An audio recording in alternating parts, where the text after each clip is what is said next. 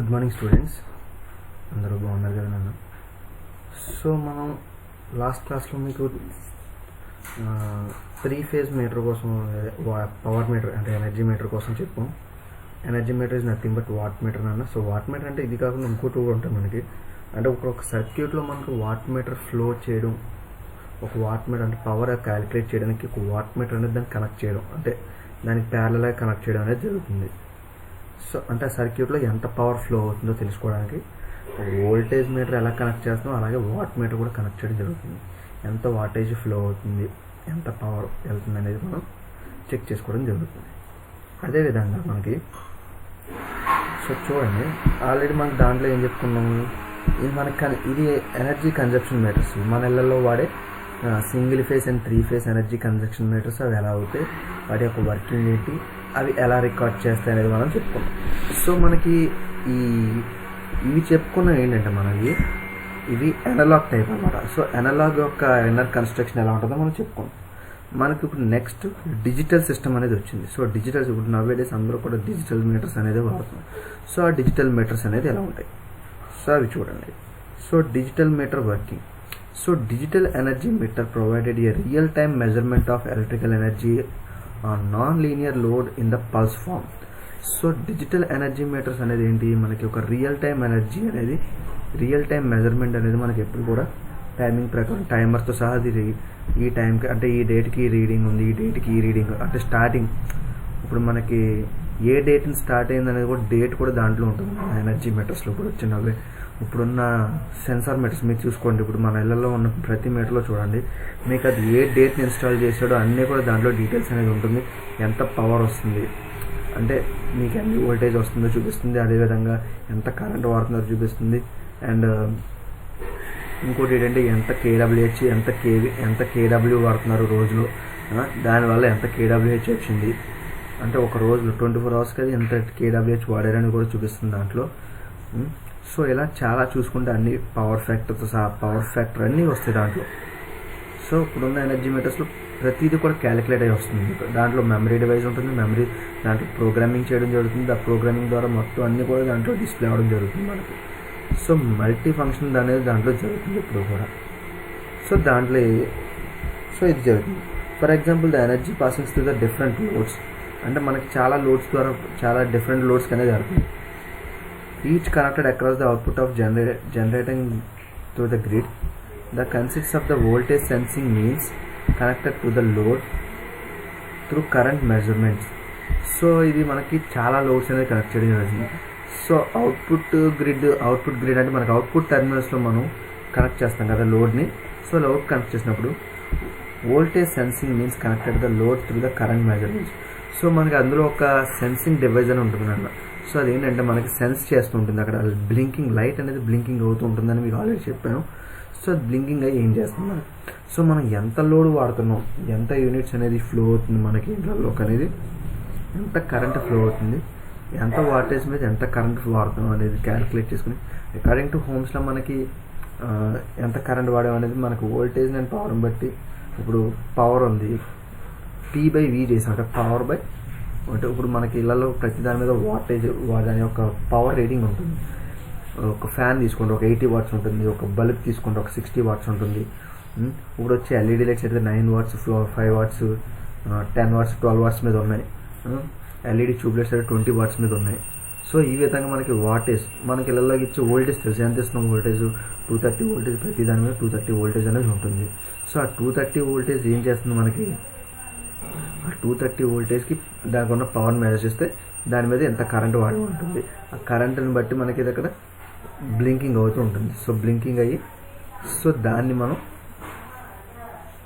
ఏం చేస్తారు, సో ఇన్ని అవర్స్లో వాడింది ఎంత కన్జప్షన్ అయిందని చెప్పేసి అది సెన్సింగ్ బ్లింక్ అవుతుంటుంది. సో అది బ్లింకింగ్ ఎలా ఉంటుంది, సో మీకు ఆల్రెడీ నిన్న ప్రీవియస్ మీటర్ మీద చూపించాను, మీకు ఒకసారి మళ్ళీ చూపిస్తాను చూడండి. అది వెయిట్ 1 minute. ఇక్కడ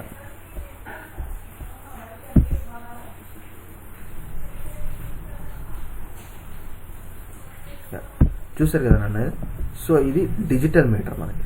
సో డిజిటల్ మీటర్లో నేను ఆల్రెడీ మీకు చెప్పాను ఇక్కడ ఎంత ఉందన్న 3200 IMP అంటే 3200 టైమ్స్ ఇక్కడ మనకి ఒక ఫ్లాష్ లైట్ అది ఫేస్ లైట్ అనేది మనకు బ్లింకింగ్ అవుతుంటే ఒక్క యూనిట్ అనేది వస్తుంది అనమాట. అంటే 3200 టైమ్స్ అది బ్లింక్ అవుతుంది, ఒక్క యూనిట్ అనేది వస్తుంది. సో ఇది మనకు 3200 టైమ్స్ అనేది ఈ కంపెనీ వాడు ఇచ్చిన డిజైన్. కొన్ని కంపెనీస్ ఏం చేస్తాయంటే 6400 కూడా ఉంటుంది కదా మనకి. ఇక్కడ 6400 ఫ్లాష్ ఐఎంపీ కూడా ఉంటుంది. సో ఆ విధంగా మనకి మీటర్ డిజైనింగ్ అంటే కంపెనీ వాడి డిజైన్ బట్టి ఉంటుంది అది. సో మనకు చాలా చోట్ల చాలా మీటర్స్ మార్చారు, డిజిటల్ మీటర్స్ అన్నీ కూడా సెన్సింగ్ మీటర్స్ ఎన్నెన్నో మార్చారు. మీరు వాటిలో చూసుకున్నట్టయితే కొన్ని మీటర్ల మీద మీరు ఇక్కడ రీడింగ్ చూస్తుండండి. కొన్ని వాటి మీద 320 ఉంటుంది, కొన్ని వాటి మీద 4800 ఉంటుంది, కొన్ని వాటి మీద 6400 ఉంటుంది. సో ఈ విధంగా మనకి దాని మీద మనకి ఉండడం అనేది జరుగుతుంది అన్న. అది ఇక్కడ చెప్తున్నాడు మెయిన్ మనకి. 1 minute టాపిక్లోకి వెళ్ళిపోదాం. సో ఇది సో ఆ విధంగా మనకి డిజిటల్ ఎనర్జీ మీటర్ అనేది మనకి మెయిన్.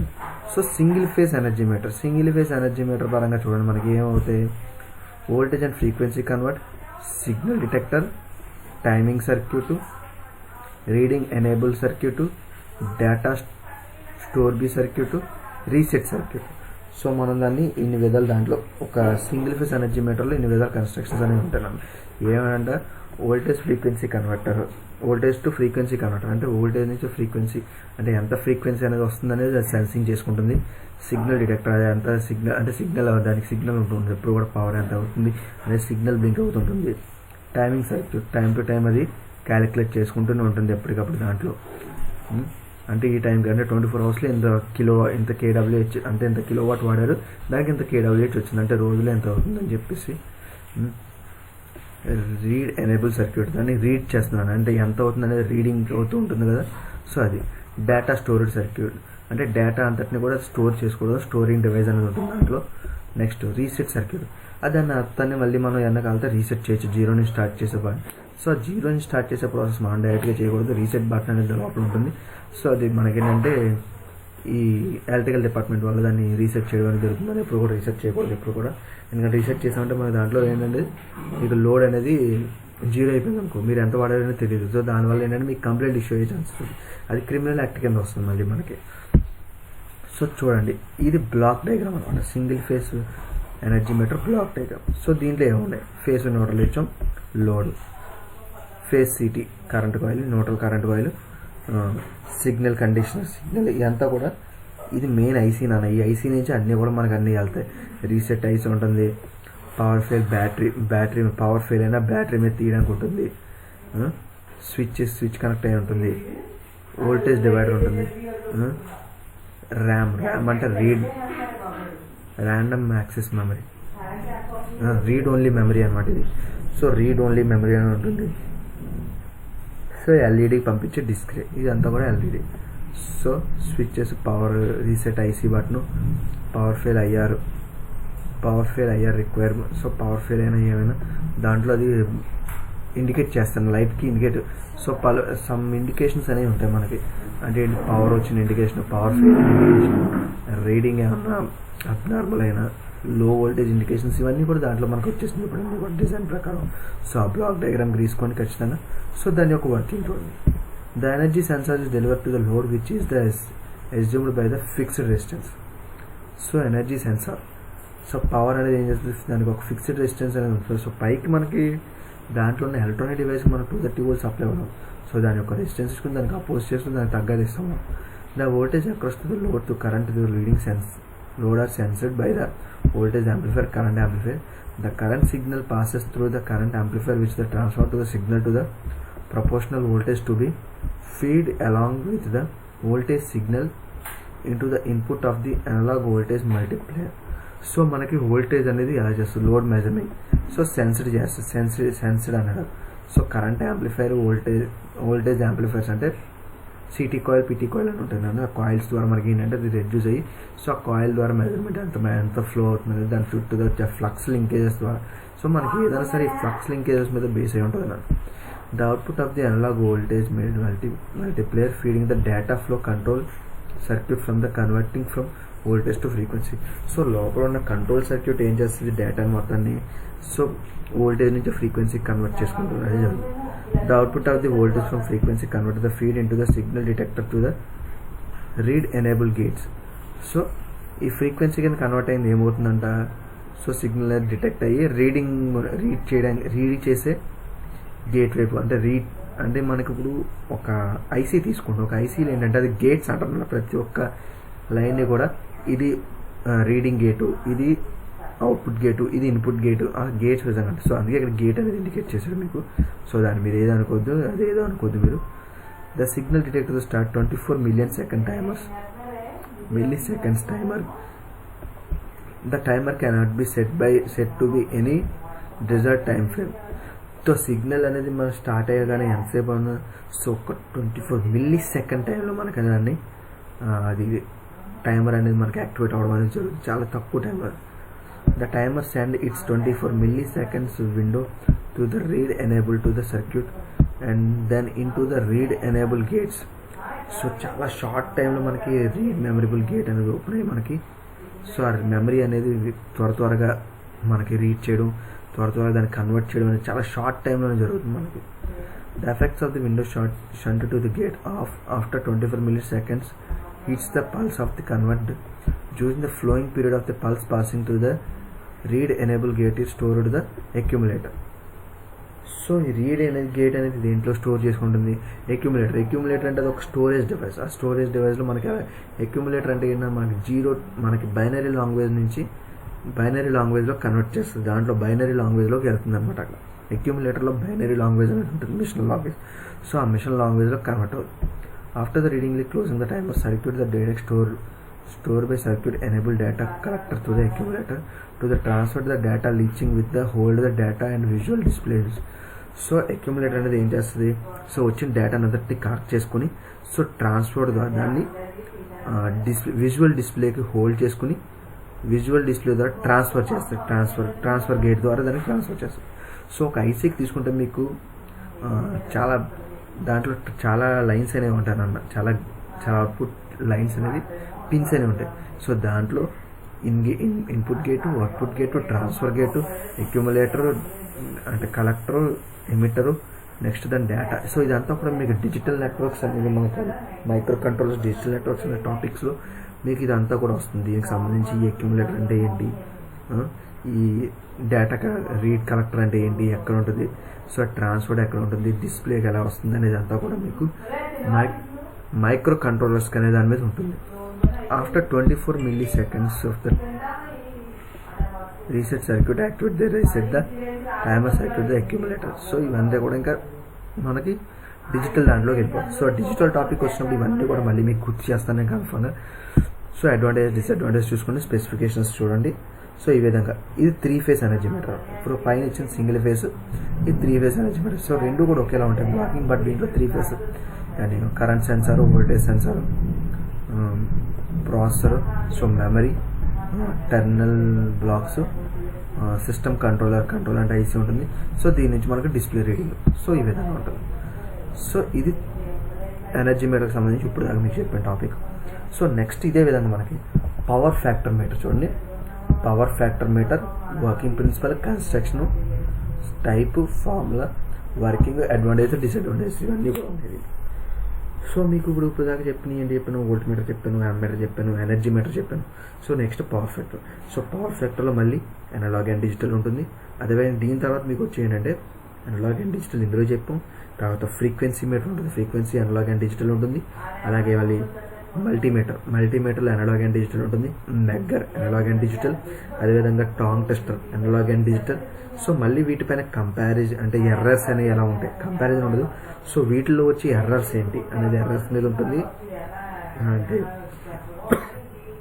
మెజరింగ్ ఇన్స్ట్రుమెంట్లో వచ్చే కామన్ ఎర్రర్స్ మీద, సో ఎర్రర్స్ మీద చెప్తాం. అదేవిధంగా ఇంకా సో డిజిటల్ రీడింగ్స్ పరంగా ఇంకా ఏవో ఉన్నాయి. సో వాటి యొక్క ఇవన్నీ కూడా మీకు చెప్తే ఈ టాపిక్ అనేది కంప్లీట్ అవుతుంది. సో ఈరోజు పవర్ ఫ్యాక్టర్ మీటర్ గురించి చూడండి. So power factor meter measuring the power factor various electrical machines like DC generator, AC motors, transformer, power factor, various transmission of the distribution lines, various. So power factor అంటే ఏంటి అసలు? So power factor అంటే ఏంటన్నా మనకి అదొక ratio నన్ను. So ఒక transformer తీసుకోండి. సో ఒక ట్రాన్స్ఫార్మర్ అవ్వండి, సో దాని యొక్క డిజైనింగ్ అనేది పెరుగుతూ ఉంటుంది ఎప్పటికప్పుడు. సో ద డిజైన్ పెరిగే కొద్దీ దాని యొక్క పవర్ ఫ్యాక్టర్, దాని యొక్క రేషియో పెరుగుతుంది.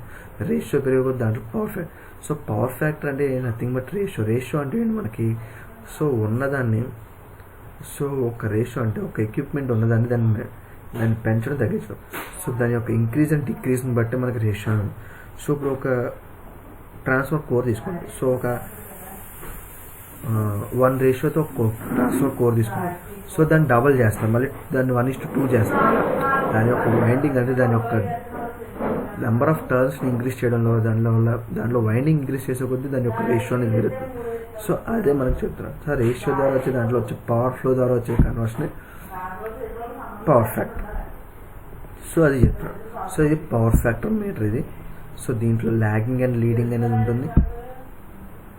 సో దాని యొక్క ఫార్ములాస్ చూడండి. పవర్ ఫ్యాక్టర్ ఫార్ములా సింగిల్ ఫేస్లో ఎలా ఉంటుంది, 3 ఫేస్లో ఎలా ఉంటుంది అనేది. సో 2 ఫార్ములాస్ ఒకేలా ఉంటుంది. So transmission line, distribution line and electrical machines కూడా ఒకేలా ఉంటుంది అన్నది. ఓకే, చూసారు కదా, సేమ్ ఫార్ములా. పవర్ ఫ్యాక్టర్ ఎప్పుడు కూడా ఒకేలా ఉంటుంది.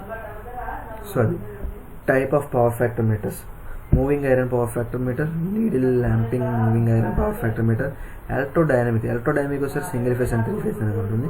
So first of all moving iron construction అనేది ప్రతిదీ కూడా ఒకేలా ఉంటుంది. మూవింగ్ ఐరన్ వచ్చి ఏసీ కూడా ఒకేలా వాడతారు. సో దాంట్లో ఇది కన్స్ట్రక్షన్ డయాగ్రామ్. సో ఇది లైన్ డయాగ్రామ్. సో దాని యొక్క వర్కింగ్ చూడండి. The coil C produces alternative flux with the three current coils of the cutting to the moving system that deflecting the point. So flux line అనేది ఇంకేజ్ అనేది జరగడం వల్ల ఆ deflecting torque the point అనేది moving అవ్వడం జరుగుతుంది. So ఇదే చెప్తున్నాడు మీకు. సో మనకి మూవింగ్ ఐరన్ అనేది ఫస్ట్ నుంచి ప్రతి దానికి చెప్పుకోం. సో ప్రతి ఒక్క కన్స్ట్రక్షన్ కూడా అలాగే ఉంటుంది. సో అందుకే మీకు పెద్దగా నేను ఎక్స్ప్లెయిన్ చేయట్లేదు దీనికోసం. సో ప్రతి ఒక్క కన్స్ట్రక్షన్ దాని యొక్క వర్కింగ్ అనేది కూడా సేమ్ ప్రాసెస్లో జరుగుతుంది. సో అదే. సో ఈ అడ్వాంటేజ్ డిసడ్వాంటేజ్ వరకు మీరు నోట్ చేసుకోండి. ఎక్కడి వరకు కూడా మీరు వర్క్ చేయండి. సో ఇది సరిపోతుంది మీకు. ఇవాళకి ఇది రాయండి. సో డిజిటల్ దాని మీద అండ్ పవర్. సో దీంట్లో ఇంకా మీకు ఇక్కడ మీకు చూపించాను కదా. సో టైప్స్లో మీకు జస్ట్ మూవింగ్ ఐరన్ వరకు చెప్పాను. ఇంకా దాని తర్వాత ఇంకా చాలా టాపిక్ ఉంది. ఇదంతా కూడా నేను నెక్స్ట్ క్లాస్లో మీకు చెప్తాను. ఓకే. సో ఇక్కడ వరకు ఈరోజు సో ఈ మూవింగ్ ఐరన్ వరకు అడ్వాంటేజ్ డిసడ్వాంటేజ్లో నోట్ చేసుకోండి. ఓకేనా. సో అందరూ కూడా జాగ్రత్తగా ఉండండి. ఎవరు ఎక్కడికి వెళ్ళదు. సో త్వరలోనే కాలేజ్ కూడా ఓపెన్ చేసే ఛాన్సెస్ ఉన్నాయి మీకు. ఆల్రెడీ స్టాఫ్కి ఈ రోజు రమ్మని మెసేజ్ వచ్చింది. సో ఈ రోజు మీటింగ్లో ఏం జరిగిందో ఒకవేళ మీకు సంబంధించిన ఏమైనా చెప్తే కనుక ఖచ్చితంగా మీ అందరికి కూడా నేను మెసేజ్ అనేది ఫార్వర్డ్ చేస్తాను. ఓకే.